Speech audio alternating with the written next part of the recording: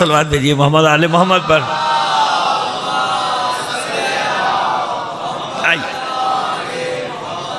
کل ہم نے بات کا آغاز کیا تھا، آپ کی خدمت میں عرض کیا تھا جناب مریم کے حوالے سے کہ یہ مشیت کا قانون ہوتا ہے کہ ساری دنیا مل کر ایک کام چاہتی ہے کہ یہ کر دے کسی کے ساتھ، ہے نا. معاذ اللہ کسی کی توہین کر دے نا. اب دوسرے لفظ ہم استعمال نہیں کر رہے، توہین کر دے. اب آپ اس کو جہاں تک لے جا سکتے ہیں. جناب مریم سلام اللہ علیہ کے ساتھ یہی ہوا نا معاشرے میں کہ سب کھڑے ہو گئے اعتراض کی انگلیاں اٹھانے والے. اور جب کوئی بہت معزز خاندان ہو تو لوگوں کو اور زیادہ مزہ آتا ہے، کیونکہ ان کے پاس وہ عزت نہیں ہوتی، اللہ نے جو عزت انہیں دی ہوئی ہوتی ہے. لہذا کیا کرتے ہیں کہ خود تو وہاں تک نہیں پہنچ سکتے، انہیں نیچے لانے کی کوشش کرتے ہیں. لہذا ساری انگلیں دیکھو بھئی یہ بنتے تھے پارسا بنتے تھے، نمازی بنتے تھے، دیکھو کیا ہوا. یہ انبیاء کا خاندان دیکھو، جو خاص طور پہ جو انبیاء کا مخالف طبقہ تھا وہ تو سارا کھڑا. اکثریت تو مخالفوں کی تھی نا معاشرے میں، بیت المقدس میں. جناب زکریا علیہ السلام پیغمبر ہیں، ان کی سنتا کون ہے؟ احترام کرتے کہ بزرگ ہیں، نبی ہیں، مانتا کوئی نہیں تھا. جیسے آج کا ہوتا کہ بزرگ کا احترام کر لیں گے، سنتے تھوڑی ہیں اس کی. تو جناب زکریا کا یہ حال تھا. اب جب موقع ملا تو سب کی زبانیں دو گز کی. لو جی ہمیں نصیحت کرتے تھے، دیکھو ان کے گھر میں کیا ہوا. سمجھ رہے ہیں آپ؟ یہ اس لیے سمجھانے کی کوشش کر رہا ہوں کہ آج کی زبان میں آپ کو سمجھ میں آ جائے کہ ہوتا کیا. یہی ہوتا ہے نا کہ دیکھو جی ہمیں بتاتے تھے، ہمیں سمجھا دیے، دیکھو کیا ہو گیا ان کے. یہ دیکھو ان کے گھر میں کیا نکلا. معاذ اللہ جناب مریم سلام اللہ علیہ کے ساتھ کیا کر دیا کہ جناب مریم سلام اللہ علیہ چلا رہی ہیں، اللہ کی بارگاہ میں فریاد کر رہی ہیں کہ معبود مجھے موت دے دے. زمین پھٹ جاتی، میں اس میں سما جاتی، اور ایسی موت نہ دے، ایسی موت دے کہ لوگ مجھے بھول جائیں جیسے میں تھی ہی نہیں، میں روئے زمین پر تھی ہی نہیں. کیونکہ مرنے کے بعد بھی تو لوگ یاد کرتے ہیں نا، یاد رکھتے نہیں رکھتے. اچھے الفاظ سے بھی یاد کرتے ہیں، برے الفاظ سے بھی. تجربہ ہے آپ کو. کوئی بیچارہ ایسے آدمی لوگوں کو تکلیفیں دیتا ہوا دنیا سے چلا جائے تو آپ دیکھیے لوگ کیسے اس کو بخشتے تھوڑی ہیں. بیٹھے ہوں گے بھائی مر گئے اللہ بخشے، مگر کے بعد کہانی شروع ہے نا. ایک مگر کہا، مگر کے بعد بھی پوری اس کی داستان سنانی شروع کر دی جائے گی. چھوڑتے نہیں نا مرنے کے بعد. تو جناب مریم سلام اللہ علیہ دعا مانگ رہی تھی کہ میں ایسی موت مجھے دے کہ لوگ بھول جائیں، یعنی میں نسیان منسیہ، میرا ذکر ہی فراموش کر دوں. اتنی بڑی بات ہو گئی ہے نا. بس جب یہ نوبت پہنچی تو پھر اللہ نے ملائکہ کو بھیجا، جاؤ بشارت لے کے جاؤ، بتاؤ پوری دنیا ایک طرف ہو جائے. ہوا کرے. آپ کی مخالف کھڑی ہو گئی، آپ کے خلاف بات کی، اللہ آپ کے ساتھ ہے. اللہ آپ کے ساتھ. پوری دنیا مخالفت کرتی رہے، ہم ضمانت دیتے ہیں آپ کی عصمت کی، آپ کی پاکیزگی کی. ہم صرف آپ کو معصومہ نہیں قرار دے رہے، صرف پاک کو پاکیزہ نہیں قرار دے رہے، بلکہ سارے عالمین کی عورتوں کا سردار بھی بنا رہے ہیں. ایسے ہی ہے نا. کل میں نے مثالیں دی تھی، خلاصہ آ گیا کل کی مجلس کا، ذہن میں آپ کے سارا بتا دیا تھا. کربلا سے بھی میں نے مثال آپ کو لا کے دے دی تھی کہ یہ کیوں فرمایا تھا جناب سید الشہداء نے، ہیہات من الذلہ. حالانکہ سب کام وہ توہین والے تو کر رہے تھے، جتنے بھی کام کیے توہین ہے نا انسان کی، اس کے گھرانے کی. لیکن اللہ نے اسی کو کیا کیا، انہی مصیبتوں کو حسین کے لیے عزت بنا دیا، قیامت تک کے لیے عزت. اس لیے حسین نے کہا تھا ہیہات من الذلہ، دور ہے. ورنہ سارے کام دیکھیں نا، لاشوں کا پام. میں مصائب نہیں پڑھا، کل بھی میں نے عرض کیا تھا. صرف کل کا خلاصہ 2 منٹ میں پیش کرنا چاہ رہا ہوں کہ لاشوں کا پامال کیا جانا، گھروں کا جلانا، گھروں خیموں کا لوٹ لینا، چادریں اتار لینا، بازاروں میں سر برہنا، سیدانیوں کو لے کر جانا، زندانوں میں ڈال دینا، یہ سب کیا ہے؟ اس میں عزت کہاں ہے بھائی؟ دنیاوی حساب سے آپ دیکھیں وہ اپنے حساب سے توہین کر رہے تھے نا، اہانت کر رہے تھے نا اہل بیت کی. اور پروردگار کیا کہ ارشاد فرما رہے ہیں، نہیں ہم نے جنہیں پاک و پاکیزہ بنایا. اب مجھے آیت تطہیر پڑھنے کی ضرورت تو نہیں ہے نا آپ کے سامنے، سمجھ میں آ گئی نا بات. ہم نے جنہیں پاک و پاکیزہ، ہم نے جنہیں معصوم بنایا، ہم نے جنہیں عزت دی ہے. ساری دنیا بھی مل کر چاہے تو وہی اعلان حسین کر رہے کہ تم ہماری توہین نہیں کر سکتے ہو. سمجھ گئے؟ تمہاری توہین نہیں کر سکتے ہو. اللہ نے آیت تطہیر کا تاج ہمارے سروں پہ رکھا ہوا ہے اور قیامت تک کی عزت انہیں دی. ٹھیک ہے، آئیے آج ایک اور شخصیت کے سائے میں بات کرتے ہیں، کیونکہ معصوم کونین سلام اللہ علیہ کی جو مجالس ہوتی ہیں، صلوات بھیجیے. اس میں ہماری کوشش جہاں بھی پڑھتے ہیں، زیادہ تر تو پنجاب میں ہی پڑھ رہے ہوتے ہیں، دوسرے شہروں میں، تو جہاں بھی پڑھ رہے ہوتے ہیں کوشش یہ ہوتی ہے کہ ساری کی ساری مجالس کا محور وہ محترم ہستیاں رہیں ذوات مقدسہ رہیں، وہ خواتین رہیں جنہیں پروردگار نے قیامت تک کے لیے نمونہ عمل بنایا ہے نا۔ ان میں سے ایک ہستی، حالانکہ ہم 30-40 پر مجالس پڑھ چکے ہیں، لیکن چلیے ابھی آپ کے ساتھ ہمارا رابطہ نیا ہے۔ جناب حاجرہ سلام اللہ علیہ، سوشل اسٹیٹس کیا ہے جانتے ہیں آپ؟ کنیز، یعنی سماجی مقام کیا ہے؟ کنیز ہے نا۔ جناب سارہ کی کنیز ہے، جناب سارہ سلام اللہ علیہ کی کنیز ہے، اور جب اولاد نہیں ہوئی جناب سارہ سلام اللہ علیہ سے تو جناب سارہ نے ہبہ کی کنیز جناب ابراہیم کو، آپ کو ہبہ کرتے ہیں، اس سے عقد کر لیجئے اللہ بہتر کرے گا۔ اپنی کنیز ہبہ کر دی، بہت بڑی بات ہے نا کہ آپ انہیں عقد میں لے لیجئے، آپ اس سے نکاح کر لیجئے میری کنیز سے۔ جناب حاجرہ سے عقد کر لیا، جناب اسماعیل پیدا ہو گئے۔ جناب اسماعیل کس کی اولاد ہے بھائی؟ جناب حاجرہ کی۔ جناب حاجرہ کا سوشل اسٹیٹس کیا ہے؟ سماجی مقام کیا ہے؟ اس لیے یاد رکھنا، وہ جو لمبی لمبی 2 گز کی زبانیں کھلتی ہیں نا کہ کنیز زادے ہیں، کنیز کے بیٹے فلاں، تو جاؤ دیکھو انبیاء کی تاریخ، اللہ نے اپنی خاص کنیزوں کو مقام کیا دیا ہے۔ جاؤ گے تو پوری نسل جناب اسماعیل سے لے کر پیغمبر ختمی مرتبت کہاں سلسلہ جڑے گا؟ ارحام مطہرہ کا جناب حاجرہ۔ حاجرہ کون؟ کنیز۔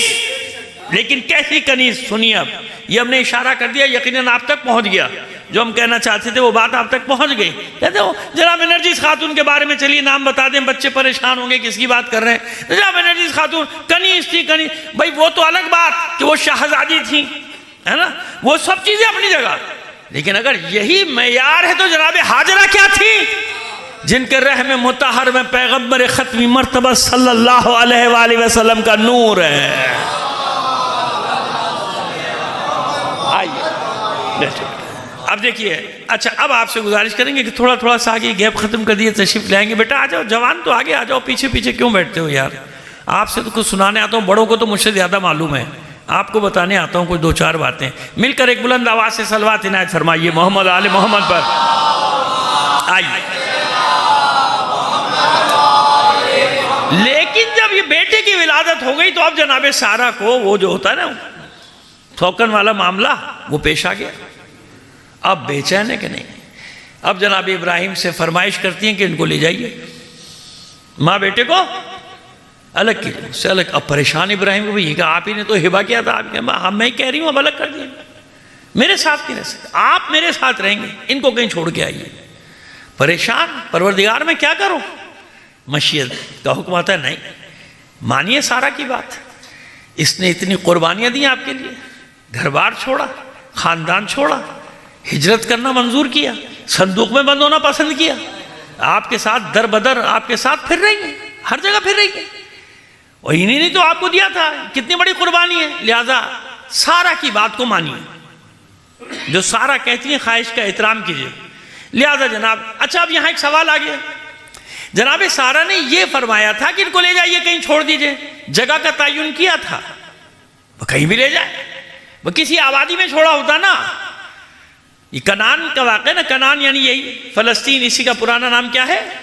کنعان، یہی سرزمین انبیاء ہے، یہیں پہ سارے بنی اسرائیل کے انبیاء پیدا ہوئے، یہیں اکثریت کے جو ہے مرکز ہے، یہیں جناب یوسف علیہ السلام، یہیں جناب یعقوب علیہ السلام، یہیں جناب اسحاق، جناب ابراہیم تو بابل سے آئے تھے نا، ہجرت کر کے بابل وہ جو شہر تھا وہاں سے کنعان آ گئے تھے۔ کنعان یعنی یہ فلسطین کا علاقہ جو یہ سارا جو آج ملبے کا ڈھیر بنا دیا گیا ہے مسلمانوں کی حکمرانوں کی، مسلمانوں کی نہیں، مسلمان حکمرانوں کی بے غیرتیوں کی وجہ سے۔ وہ کل بھی میں نے کہا تھا نا، یہ جملہ ہمیشہ رکھا کیجئے، اب بتاؤ نا، شیعوں نے تو بے وفائی کی، ایک جھوٹا الزام لاد دیتے ہو تاریخ کا، شیعوں نے کیسے، اب کون ہے بے وفا؟ جاؤ نا، مدد کرو نا، سب مل کے کرو نا، مل کے۔ کدھر گئی ہے 45 ملک اور ان کی فوجیں؟ کدھر گئے سارے؟ اب کہاں گئے سب؟ بس پتہ چل گیا کہ اس وقت بھی کیا ہوا تھا، اس وقت بھی جو ساتھ دینے والے تھے وہ ساتھ دے رہے تھے، اور باقی عالم اسلام ایسے ہی تماشا دیکھ رہا تھا۔ سمجھ میں آ گیا؟ تاریخ ایسے اپنے آپ کو منواتی ہے، حقیقتیں اس طرح سے اپنے آپ کو منوا لیتی ہیں۔ 1400 سال بھی حقیقت نے اپنے آپ کو منوا لیا کہ کون بے وفا ہے کون با وفا ہے۔ صلوات بھیجیے محمد آل محمد پر۔ چلیے بھئی یہ کہا ہے نا کہ لے جائیے، یہ کب کہا کہ یہاں فلاں جگہ سے کیا واسطہ جناب سارا، وہ جہاں بھی لے جائیے، وہ کسی آباد جگہ لے جاتے نا، ایسے ہی ہے نا، کہیں لے جاتے، اور کتنی بستیاں ہیں فلسطین سے مکے تک، کتنا فاصلہ ہے، کتنے شہر ہیں چھوٹے بڑے، راستے میں وہ کہیں بھی چھوڑ دیا ہوتا نہیں، وہاں لے کے گئے. کہاں لے کے گئے؟ مکہ، ام القری، ابھی مکہ نام بھی نہیں ہوا، ام القری لے گئے، اس جگہ پہ لے گئے جہاں پانی نہیں، سبزہ نہیں، اس لیے کوئی پرندہ بھی نہیں، سنگلاخ پہاڑ کچھ بھی نہیں. یہاں کیوں لائے آپ ابراہیم، آپ یہاں کیوں لائے؟ جناب سارا نے یہ کب کہا تھا کہ بے آب ہو گیا، بے وادٍ غیر ذی زرع میں لے جائیے، ربنا انی اسکنت من ذریتی بے وادٍ غیر ذی زرع عند، آپ دیکھیں وجہ بتائیں کیوں، عند بیتک المحرم. اے پالنے والے، تو جانتا ہے کہ میں اپنی اولاد میں سے کچھ کو اس بے آب و گیا وادی میں چھوڑ کر جا رہا ہوں، تیرے مقدس گھر کے برابر میں، تیرے گھر کے عند بیتک المحرم، وہ جو تیرا پاک گھر ہے، اس پاک گھر کے. اس کا مطلب یہ ہوا کہ ابراہیم جانتے تھے کہ یہی جگہ ہے کعبے کی، اسی لیے جناب ابراہیم نے کعبہ نئے سرے سے نہیں بنایا کہ پہلے نہیں تھا، نہیں، جناب آدم کے زمانے سے تھا، انہی بنیادوں پر دیواروں کو اونچا کیا تھا. وَإِذْ يَرْفَعُ إِبْرَاهِيمُ الْقَوَاعِدَ مِنَ الْبَيْتِ، جب گھر کی دیواروں کو اونچا کر رہے تھے، گھر تھا، نشان تھا، مٹ گئی تھی جو بنائی تھی، آثار جو بنائے تھے جناب آدم علیہ السلام نے مٹ گئے تھے، لہذا وہاں پہ تو طے ہو گیا کہ ابراہیم اپنی مرضی سے نہیں آئے، وہ خواہش تھی جناب سارا کی، یہ حکم تھا خدا کا، اب جب لے کے جانا ہے تو یہاں لے کر آؤ. اب سنیے آپ کیا ہوا. جناب حاجرہ سلام اللہ علیہ کو وہاں چھوڑ دیا، جناب اسماعیل کو شیرخوار کو چھوڑا، ایک چھاگل یا مشکیزہ کہہ لیجئے پانی کا، کچھ روٹیاں سوکھی دے دی کہ بھئی جا رہا ہوں. اور جناب سارا نے کہا تھا مڑ کے مت دیکھیے گا، مڑ کے سواری سے بھی نہیں اترنا ہے اور مڑ کر بھی بس چھوڑ کے آ جائیے گا. اب وعدہ ہے سارا سے، اتار دیا بچوں کو، بیوی کو، اور اس کے بعد وہاں کچھ ہے ہی نہیں، سنگلاخ پہاڑ. جناب حاجرہ نے ایک سوال کیا کہ خلیل خدا، یہ جو آپ مجھے یہاں چھوڑ کر جا رہے ہیں اس بے آب و گیا وادی میں، کتنے وقت پانی چلے گا، یہ کتنے وقت روٹی چلے گی، تو کیا اپنی مرضی سے چھوڑ کے جا رہے ہیں یا اللہ کا حکم ہے؟ اپنی مرضی سے چھوڑ کے جا رہے ہیں یا اللہ کا حکم؟ جناب ابراہیم کی آنکھوں میں آنسو ہیں، کہتے ہیں اللہ کا حکم ہے، اللہ کی مرضی سے. تو جناب حاجرہ کی دیکھیے، اب آپ کو بتا رہے ہیں کہ کیسے عبادت بنتے ہیں نا اعمال. جو جملہ ادا کیا نا وہ نیت ہے پہلی، وہی نیت ہے ان کی. کہتے ہیں اے خلیل خدا اطمینان سے جائیے، اگر یہ اللہ کا حکم ہے تو آپ مجھے صابرہ پائیں گے، آپ مجھے صابرہ پائیں گے. دیکھیے میں آپ کو کسی وجہ سے اس خشکی میں سفر کرا رہا ہوں، ایک نتیجہ دینا ہے مجھے نا آگے جا کے. بس اب یہ بتائیے کہ جناب سارا کو بعد میں بیٹا مل گیا، جناب اسحاق آگے نا بڑھاپے میں جا کے ایک بیٹا ہوا، اور جناب اسحاق سے کتنے نبی؟ کم از کم 70,000. بنی اسرائیل کے سارے نبی وہیں سے ہیں نا. جناب اسحاق کے بیٹے جناب یعقوب کا لقب اسرائیل، ان کے 12 بیٹے، وہ کہلائے بنو اسرائیل. تو 70,000 سے زیادہ انبیاء ہیں بنی اسرائیل میں. تو جناب سارا کی عظمت کیا ہے کہ آپ کی ذریت میں 70,000 انبیاء نسل میں، اور جناب حاجرہ سلام اللہ علیہ ایک نبی بس، اسماعیل، بیچ میں سب خالی. آخر میں جا کے آئے گا محمد عربی صلی اللہ علیہ وآلہ وسلم، صلوات بھیجیے، ہے نا. لیکن اب آئیے اب آپ کو بتائیں کہ وہ جو کنیز کی اور مالکن کی بات کرتے ہیں ان سے پوچھ رہا ہوں. جناب سارا کو منزلت دے دی اللہ نے، دے دی نا. 70,000 انبیاء آپ کی ذریت میں، جائیے جناب اسحاق آپ کے بیٹے اسحاق سے نسل میں چلے گئے سلسلہ سارا، 70,000 انبیاء دے دیے.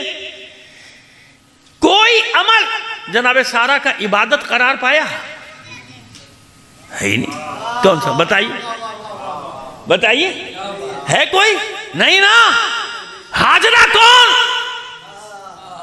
دیکھیے جب جناب حاجرہ اپنے بچے کے لیے پانی تلاش کر رہی ہیں، کیا نیت کی قربتاً اللہ؟ نہیں. پانی ڈھونڈ رہی ہیں، کبھی صفا پہ جاتی ہیں، مروہ پہ جاتی ہیں، صفا پہ جاتی ہیں، مروہ، پھر بیٹے کے پاس آتی ہیں، ایڑیاں رگڑ رہا ہے پیاس سے، ہے کہ نہیں ہے نا ایسا؟ نیت کب کی؟ لیکن نہیں، میں نے کیا کہا، یہ ساری مصیبتیں امتحانات کیوں ہیں؟ وہ پہلی نیت کہ اللہ کی خاطر قبول کر لیا، وہ پہلی نیت ہو گئی نا کہ اب جو بھی ہوگا میں صبر کروں گی۔ ایسا ہوا 7 چکر لگائے۔ اب مجھے بتائیے کہ یہ 7 چکر کس کے لیے لگائے ہاجرہ نے؟ اپنے بچے کے لیے نا، نہ نماز ہے نہ روزہ ہے، یا کون سی عبادت ہو رہی ہے، بچے کے لیے دوڑ رہی ہے کہ بچے کو پانی مل جائے، بچے کو پانی مل جائے۔ 7ویں چکر کے بعد جب آئیں تو دیکھا پانی، ایڑیوں سے چشمہ جاری ہو گیا۔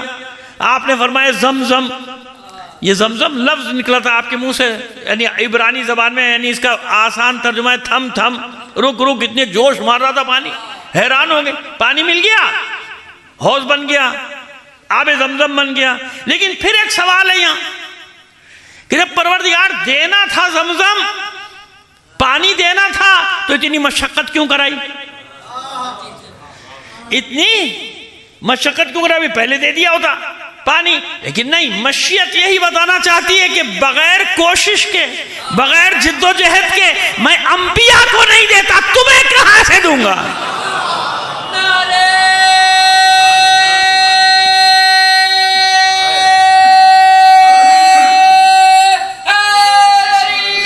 چلیے مطلب آپ کے پاس جلدی جلدی لے کے جائیں بغیر، اسی لیے کیا نام پڑا اس عمل کا؟ سعی یعنی کوشش، یعنی جد و جہد۔ سمجھ میں آئی بات؟ مسئلہ یہ نہیں، میں نے کیا عرض کیا کہ جو دوڑ رہی تھی یہ نماز نہیں ہے، روزہ نہیں ہے، کوئی عبادت نہیں، لیکن کیا ہوا؟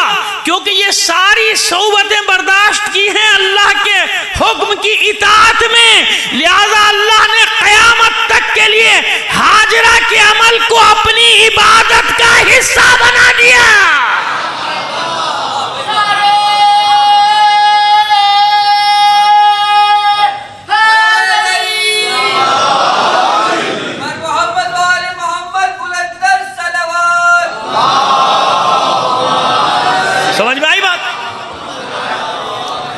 سمجھ میں آ گئی بات؟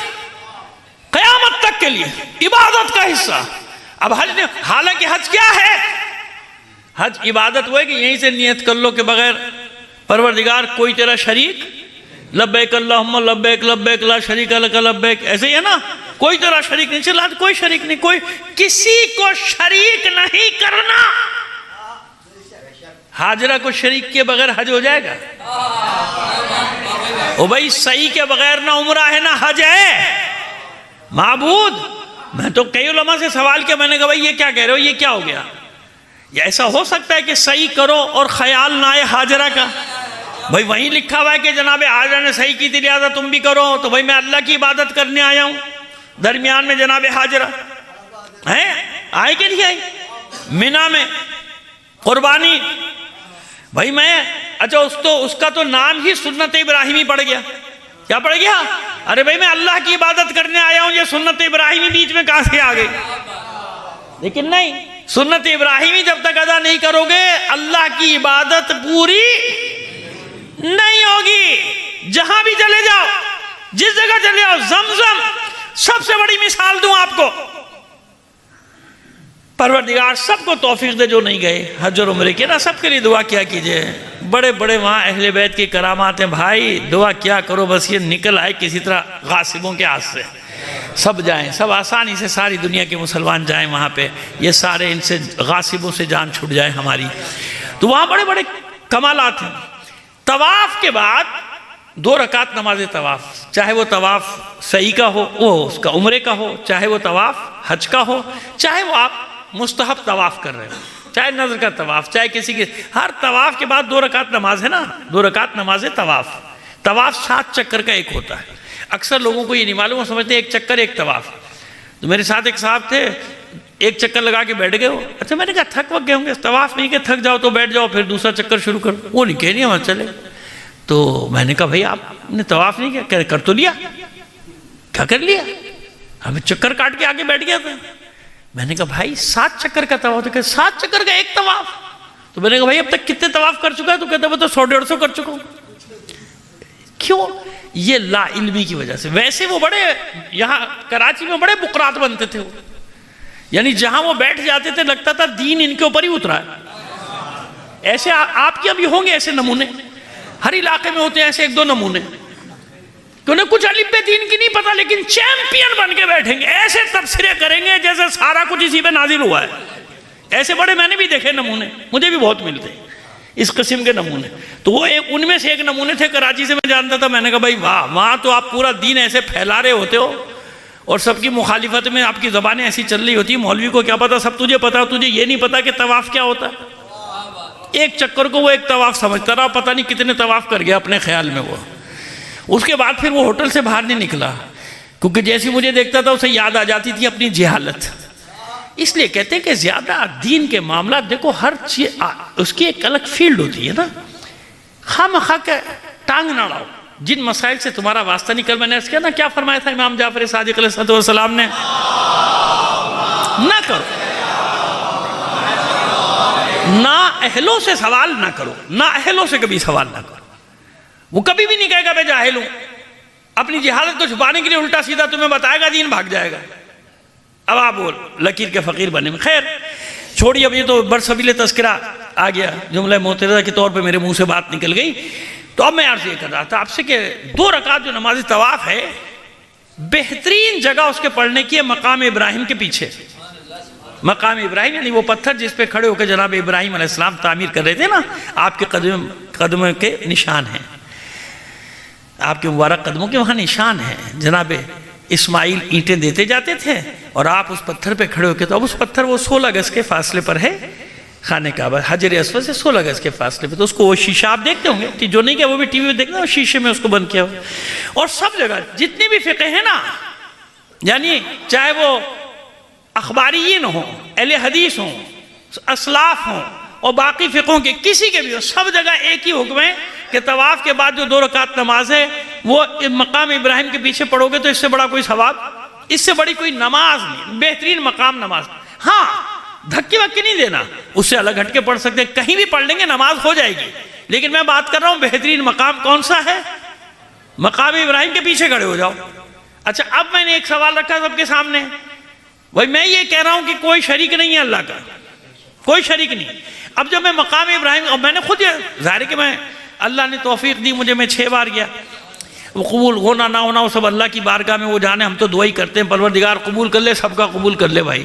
وہ کچھ نہ کچھ انسان ہے نا بھائی, کچھ نہ کچھ چیزیں رہ ہی جاتی ہیں. آپ زیارات کے لیے جاتے ہو, جب بھی میں کہتا ہوں کہ دعائیں کیا کرو کہ مولا قبول کر لے, کیوں ہم انسان ہیں نا, خطاؤں کے پتلے ہیں, کچھ نہیں پتا بھائی کیا کمی بیشی رہ جاتی ہے, وہ اللہ جانتا ہے.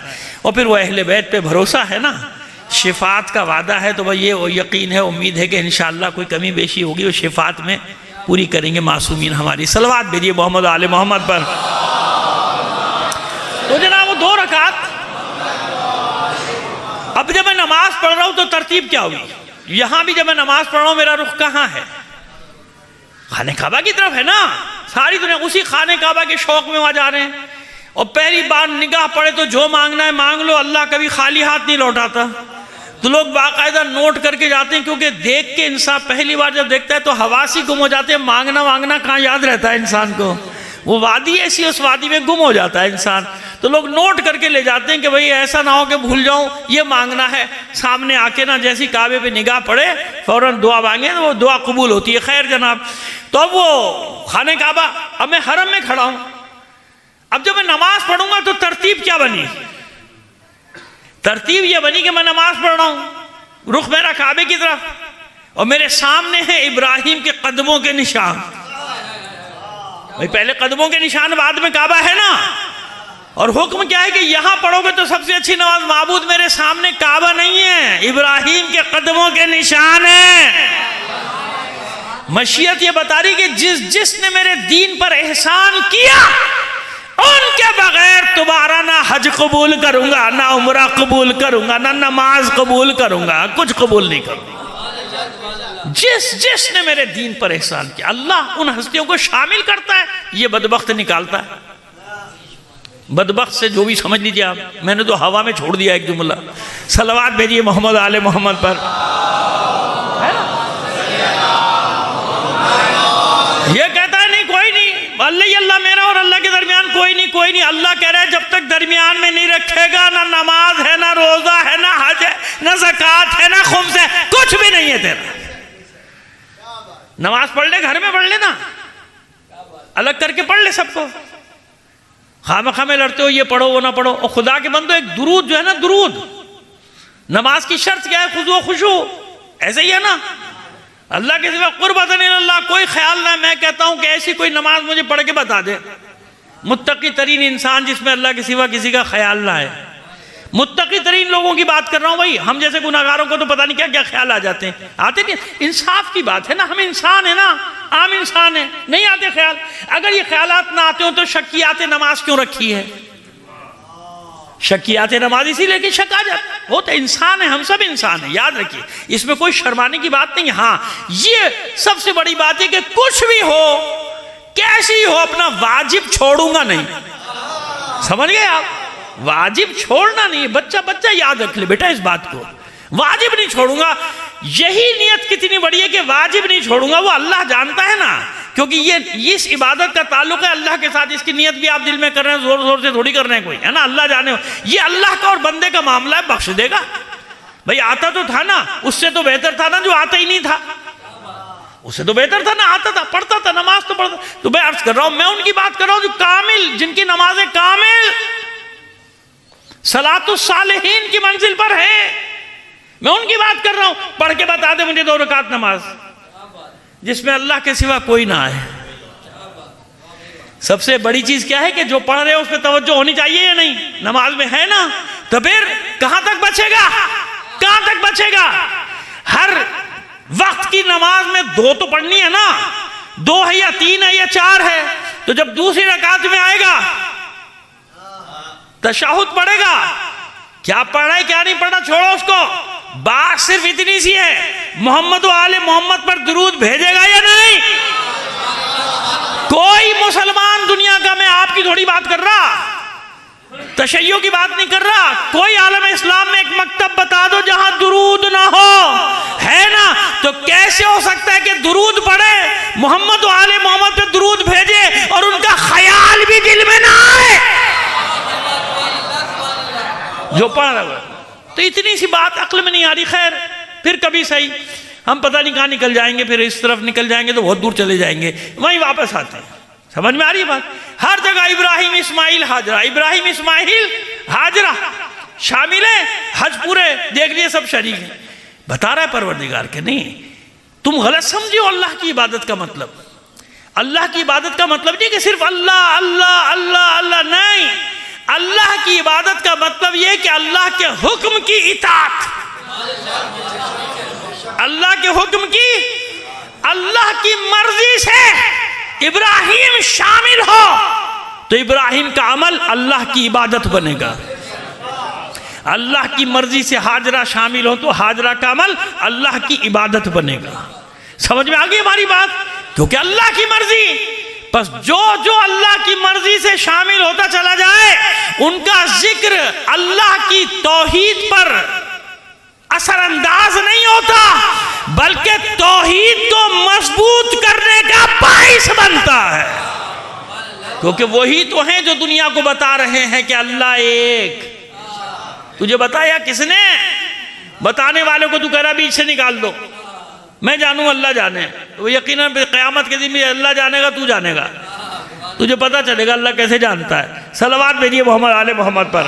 چلیے مطلب تک لایا، جو مطلب بیان کرنا چاہ رہا ہوں، یہ میں نے پورا مقدمہ بنایا کہ آپ کی سمجھ میں آ جائے کہ جناب ہاجرہ کیا ہے نا۔ مختصر پڑھا میں نے جناب ہاجرہ کے بارے میں، تفصیلی باب ہے، لیکن ظاہر ہے 2-3 مجلسیں اس میں جتنا پڑھ سکتے ہیں وہ پہنچا رہے ہیں آپ تک۔ سمجھ میں آیا؟ جناب ہاجرہ کتنی عظیم خاتون، ان کی قبر مطہر کہاں ہے ابھی بتاتے ہیں آپ کو۔ دیکھیے آپ ٹی وی پر بھی طواف دیکھتے ہوں گے، ہے نا، طواف، خانہ کعبہ کا طواف کرنا ہے۔ یہ نیم دائرہ کیا ہے جسے مقام اسماعیل کہتے ہیں نا، یہ کیا ہے؟ یہ نیم دائرہ جس کو طواف میں لینا ہے اندر۔ اگر یہ خانہ کعبہ کا حصہ ہے تو بھئی خانہ کعبہ یہاں تک بناؤ، بیت اللہ وہاں تک کمرہ بناؤ، اگر نہیں ہے تو میں کیوں طواف میں شامل کر لوں۔ اچھا اس نیم دائرے کے اندر سے بھی نہیں جا سکتے آپ کہ آپ شارٹ کٹ مار کے نکل جائیں، جیسے عادت ہے ہم لوگ کی شارٹ کٹ مارنے کی۔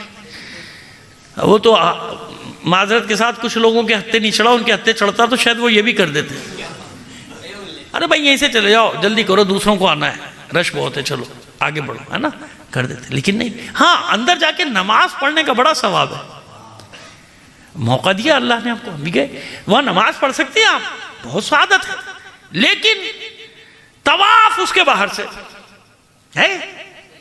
کیوں؟ یہ نیم دائرہ ہے نا، یہ نیم دائرہ نہیں ہے، یہ بیت اللہ نہیں ہے، یہ وہ جگہ ہے جہاں حاجرہ نے جگی ڈالی تھی، جہاں جناب حاجرہ کا مکان ہے، جھوپڑی ہے، یہ وہ مکان ہے، یہی آپ کا گھر تھا۔ اور اسی جگہ ویسے تو کہتے ہیں 70 سے زیادہ انبیاء کی قبریں، لیکن 2 پہ کسی کو اختلاف نہیں۔ یہ میرے ساتھ ابو قرات اعظم بیٹھا ہوا تھا ٹی وی پہ، پھر اس کو بھی ماننا پڑا کہ ہاں 2 قبریں تو ہیں، میں نے یہی دلیل دی تھی وہاں پہ۔ خدا کا شکر ہے کہ لائیو جا رہا تھا پروگرام، کاٹ بھی نہیں سکتے تھے ملون، لیکن وہ اس کے بعد مجھے بلاتے نہیں کہ خطرناک آدمی ہے، کہہ جائے گا اپنی بات۔ تو وہ جناب 2 قبریں مسلم، کس کس کی؟ ایک جناب حاجرہ، ایک جناب اسماعیل، گھر بھی ہے قبریں بھی ہیں۔ سمجھ میں آیا؟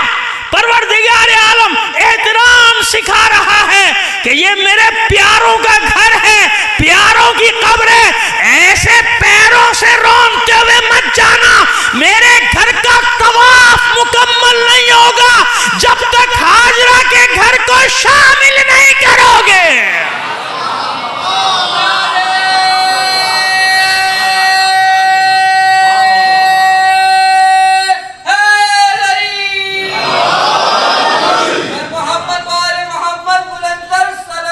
اللہم صلی اللہ، میں نکل گیا، میں مشکل مرحلے سے نکل گیا۔ سارے فضائل میں نے دختر رسول کے پڑھے، نہیں سمجھ میں آیا آپ کو؟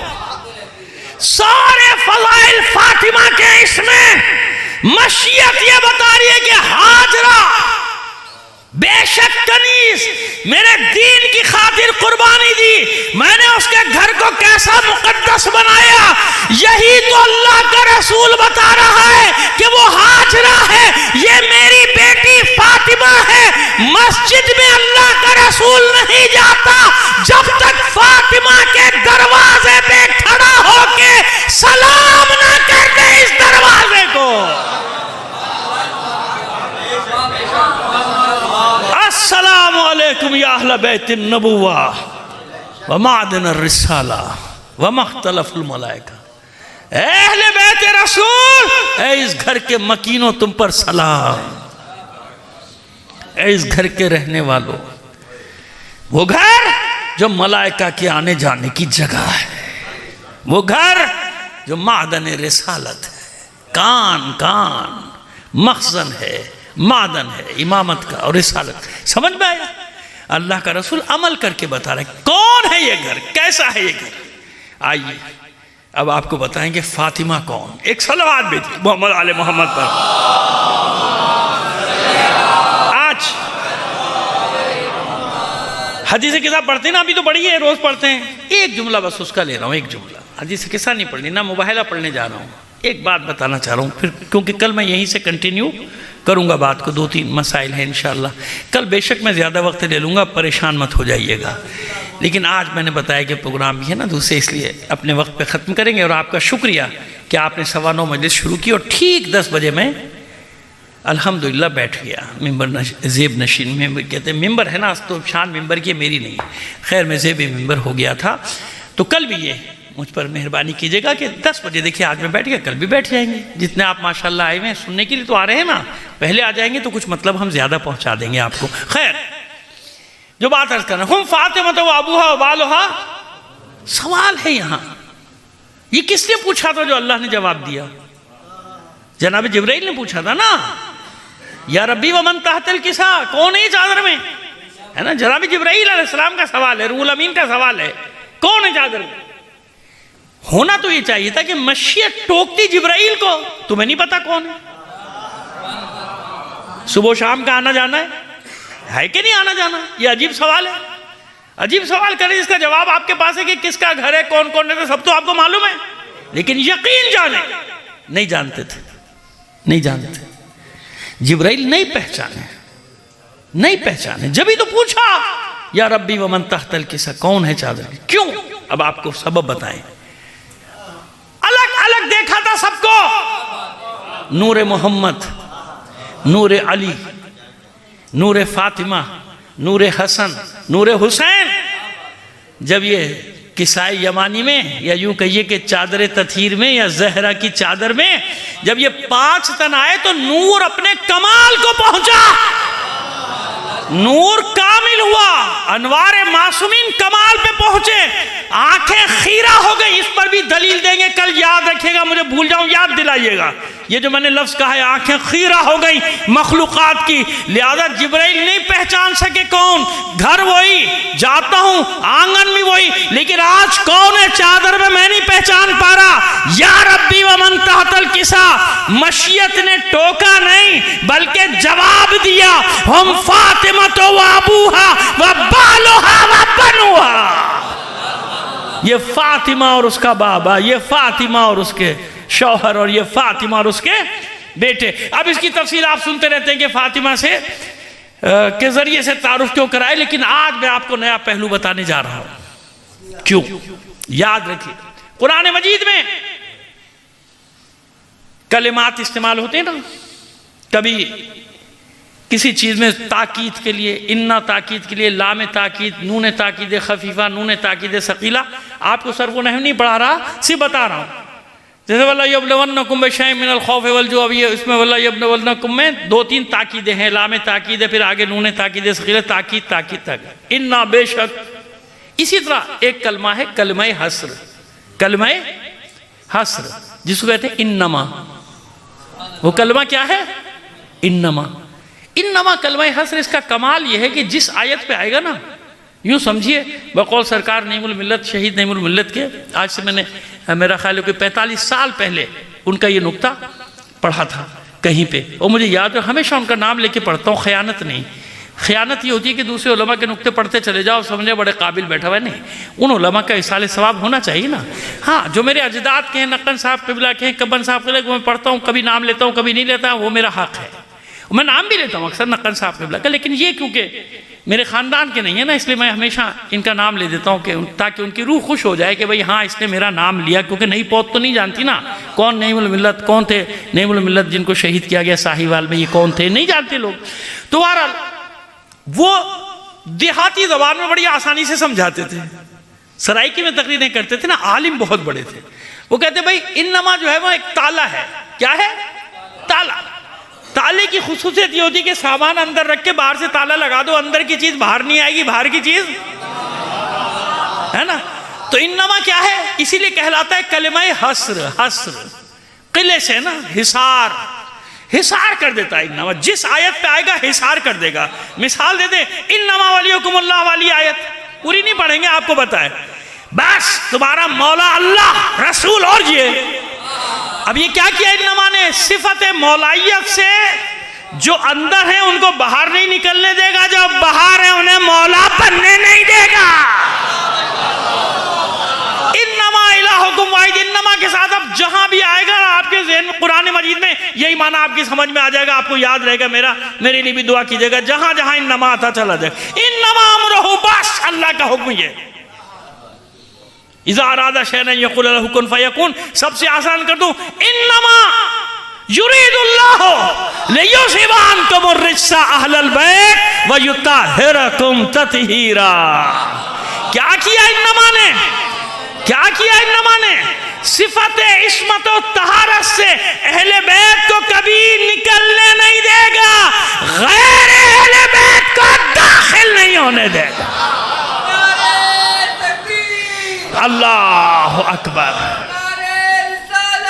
یا رسول اللہ، علی الولی، علی الولی.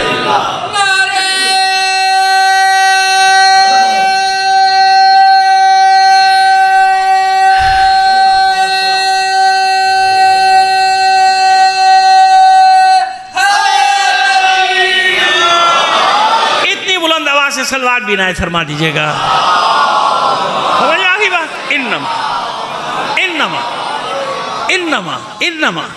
آئیے اب آپ کو قرآن و اہل بیت کا رشتہ بتا دوں 2 منٹ میں.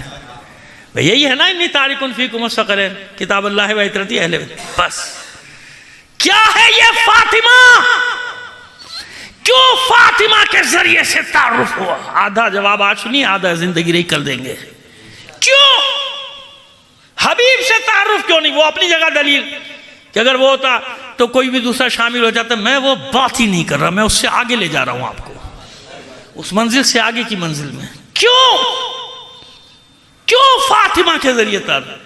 اس لیے کہ فاطمہ کلمہ حصر ہے، اہل بیت میں حصار ہے، کہ فاطمہ کے ذریعے سے وہ حصار قائم ہوتا ہے جو ولایت، رسالت، امامت کو وصل کرتا ہے۔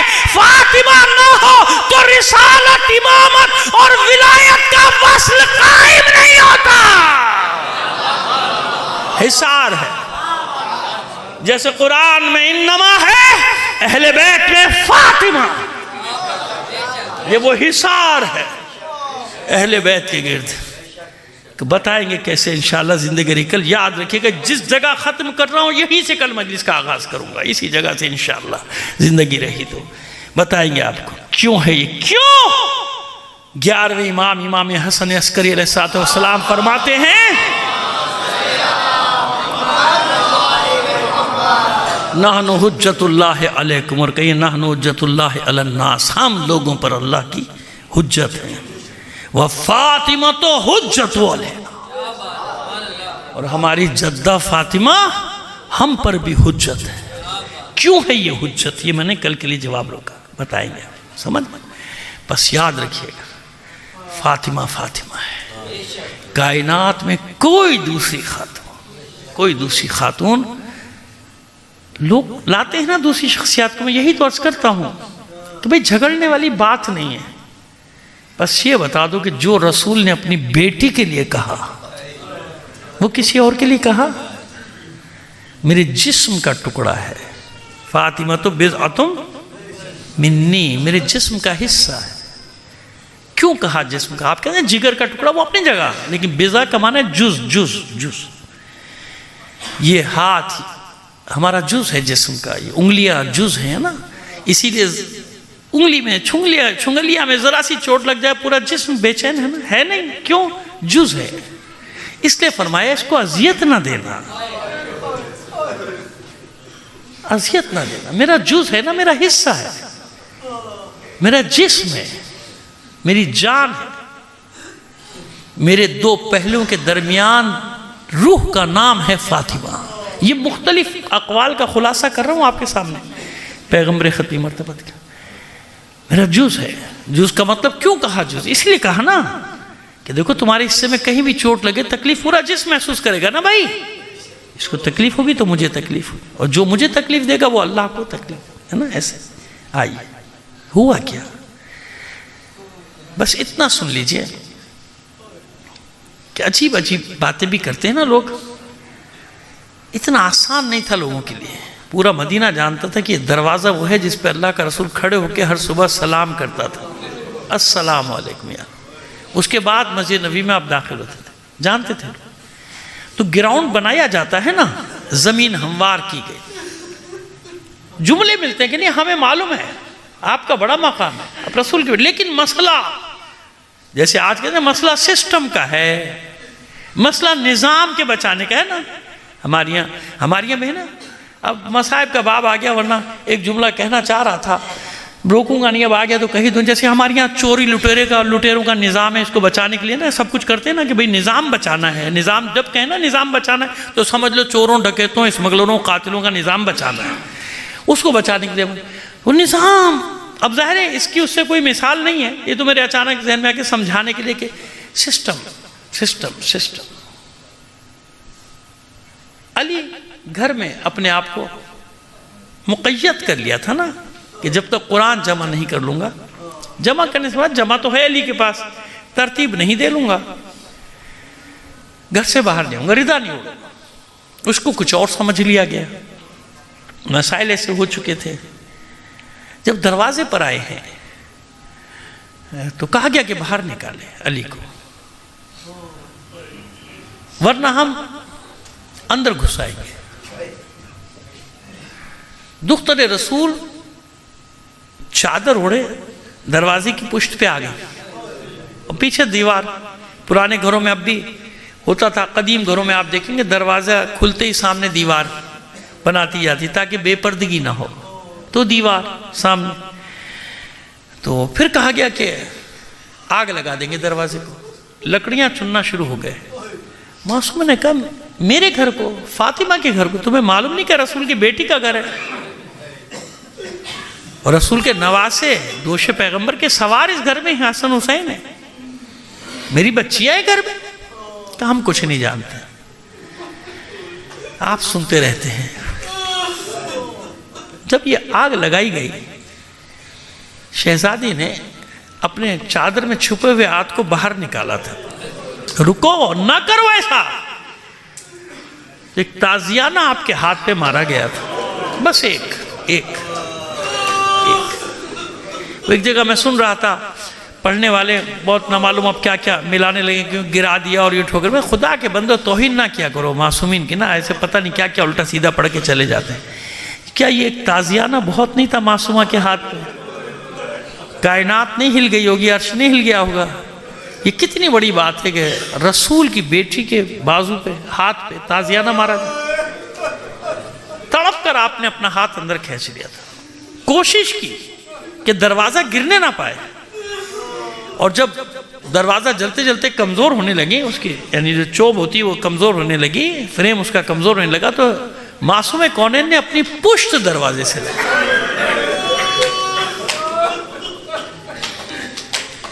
लेकिन जब वो जल के बिल्कुल कमजोर हालत में आया तो फिर बल्लियों और नेज़ों से धकेला गया दरवाजा। ये है वाकया। यूं ये जलता हुआ दरवाजा फातिमा की पुश्त पे गिरा है, पहलू पे गिरा। और बस इतना मिलता है कि मासूमा ने आवाज दी थी, अस्मा दौड़ फिजा दौड़, मेरा मोहसिन शहीद हो। यहां एक जुमला आपकी खिदमत में अर्ज करना चाहता हूं। हमारे यहां बड़े बड़े बुकरात पैदा हो गए और कहते हैं कि ये कैसे हो सकता है कि अली घर में हो और ये हो जाए वो हो जाए, माज़अल्लाह माज़अल्लाह। मैंने सोशल मीडिया पे पढ़े जुमले लिखे हुए, तुमको तमीज है बात करने की? मालूम है तुमको थोड़ा सा जरा सा इरफान नहीं अहले बैत का? अली की गैरत को क्या हुआ था? ये सब हुआ फातिमा के साथ। फातिमा का वो क्या कर दिया, अपने ख्याल में बड़ा तीर मार दिया, बड़ा नुक्ता ढूंढ रहा है। तुम्हें क्या मालूम अली क्या है? सुनो, अली हदीस है ना रसूल की, सुनो, इन मसाइब के बाब में सुनो। अल हसन वल हुसैन सैयदा शबाब अहलिल जन्ना। हदीस खत्म तो नहीं हुई ना यहाँ। हसन हुसैन जवानाने जन्नत के सरदार, व अबूहुमा अफजलुहुमा, इनका बाबा इन दोनों से अफजल। मैं ज़माने तालिब इल्म में बड़ा सोचता था कि ठीक है मान लिया रसूल का फरमान है कि अली इन दोनों से अफजल, लेकिन सोचता ज़रूर था, सवाल आता था कि जो करबला में हुआ वो तो अली के साथ नहीं हुआ, है ना? सवाल है ना, तालिब इल्म में सवाल तो आएगा जहन में भाई, आता था। मैं बड़ा परेशान, लेकिन अजीज़ों जब आगे पढ़ता गया फिर मुझे अंदाज़ा हुआ कि नहीं, अली अली है। अब मैं आपको बताता हूँ अली कौन। ये इम्तिहान कायनात में सिवाय अली के कोई दे ही नहीं सकता। अशजउन नास मन गलबा हवा हो। बहादुर तरीन फर्द वो है इंसानों में जो अपनी ख्वाहिश नफसानी पर गालिब आ जाए, जो उसका नफ्स चाहता है उस पर गालिब आ जाए, वो फतह। अब सुनिए आप कौन है अली। करबला में जनाब सैयद शुहदा जुलजना से नीचे तशरीफ लाए, गिर गए ना, तीरों पर मुअल्लक। अभी सर तन से जुदा नहीं हुआ था कि शिमर एक दस्ते को लेकर दौड़ा खेमागाह को लूटने के लिए। उसी आलम में हुसैन की निगाह पड़ी, चिल्ला कर आवाज दी, ओ पिसरे साथ, अगर तुम्हारा कोई दीन नहीं रहा तो अरबों की हमियत से काम लो। अभी मैं जिंदा हूं, मेरे घर में दाखिल मत होना, पहले मुझे मार लो, उसके बाद मेरे घर का रुख करना। और सुनिए, पिसरे साथ ने आवाज दी, शिमर को रोक जा, रुक जा, पहले हुसैन का सर तन से जुदा कर फिर खेमों पे हमला करना। क्या बताना चाह रहा हूं, समझ में आया? हुसैन को उस आलम में भी गवारा ना था कि कोई उसके घर में उसके सामने दाखिल हो जाए, खेमों में दाखिल हो जाए। देख नहीं सकते थे ना हुसैन, जब ही कहा ना कि मेरे सामने नहीं, मुझे मार दो। फिर ये इम्तिहान अली ने दिया। साहिब जुल्फ़िकार है, जवान है, 32 साल के बूढ़े नहीं है अली, 32 سال کا سن ہے، 33 سال کا، اس سے زیادہ نہیں علی کا سن، مگر مشیت دکھا رہی کہ دیکھو یہ ہے علی۔ جانتے تھے علی اس موقع پہ تلوار نکالنا آسان ہے، تلوار کو نیام میں رکھنا زیادہ مشکل ہے۔ کیوں؟ اگر تلوار ایک بار نکلتی، یہی تو سب چاہتے تھے کہ علی تلوار نکال لے تاکہ مدینہ کی گلیاں خون سے پر ہو جائیں، گھٹنیوں چلنے والا اسلام ختم ہو جائے۔ یہ تھی وہ قربانی جو علی نے دی تھی دین خدا کے لیے، شریعت محمدی کے لیے۔ تاریخ پڑھتے ہو، اس پہ غور بھی کیا کرو، سوچا کرو، تمہیں معلوم ہو کہ علی کون۔ بس گری معصوم کونین، ابھی آواز دی تھی اسماء فضہ دوڑ، دونوں دوڑتی ہوئی آئی، ایک چادر دوسری چادر، کئی چادریں معصومہ پر ڈال دی۔ اسی عالم میں معصومہ نے دیکھا کہ علی کو کھینچتے ہوئے لے کر آئے۔ عزیزوں میں مقتل سے پڑھ رہا ہوں، اپنی طرف سے ایک لفظ نہیں پڑھتا۔ مصائب کے باب میں رسی گلے میں ڈالی تھی، تاریخ موجود ہے، رسی گلے میں ڈالی تھی علی کے، کھینچ کر لائے ہیں۔ معصومہ نے یہ منظر دیکھا، ساری طاقت جمع کی، اپنے وجود کو چادروں میں لپیٹے لپیٹے اٹھی ہیں، اپنے آپ کو علی پر گرا دیا، علی کا دامن تھام لیا۔ جب باہر نکلے ہیں دروازے سے علی کو لے کر، تو دختر رسول گھسٹتی اور آواز دیتی جاتی تھی، لوگو ابو الحسن کو چھوڑ دو، ابو الحسن کو چھوڑ دو، ہم نے تمہارا کیا بگاڑا ہے، ہمارا پیچھا کیوں نہیں چھوڑتے۔ پھر ایک آگے بڑھا، اس نے تازیانے کا وار کیا شہزادی کے ہاتھ پر، علی کا دامن ہاتھ سے چھٹ گیا۔ بس اب جب کچھ بننا پڑا، معصومہ نے بد دعا کرنے کے لیے ہاتھ اٹھائے تھے، ابھی بد دعا کی نہیں، ہاتھ اٹھائے تھے۔ مدینے میں زلزلے کے آثار نمودار، مسجد نبوی کی دیواریں بنیادیں نہ چھوڑیں تو کیا کریں۔ علی نے منظر دیکھا، آواز دی، سلمان میرا پیغام دو، دختر رسول کو بد دعا نہیں کرنی ہے۔ پس علی کا پیغام پہنچا، اٹھتے ہوئے بد دعا کے ہاتھ نیچے آ گئے۔ مجھے شام کے دربار کے دروازے کا منظر یاد آ گیا، جب زینب نے بد دعا کے لیے ہاتھ اٹھائے تھے اور نگاہیں پڑی تھی بھائی کے سر پہ، نو کے سینہ پر، کیا دیکھا تھا؟ حسین کی آنکھوں سے اشک جاری ہیں، تڑپ اٹھی تھی زینب، اے بھیا یہ بعد قتل ایسا کون سا ظلم ہوا کہ آپ کی آنکھوں سے اشک جاری ہیں؟ نو کے سینہ پہ تلاوت کرنے والا سر حسین گویا ہوا، اے بہن زینب میری ساری محنت ضائع ہوئی جاتی ہے، اکارت ہوئی جاتی ہے زینب، یہ امتحان بھی دینا ہوگا، اسی عالم میں دربار میں جانا۔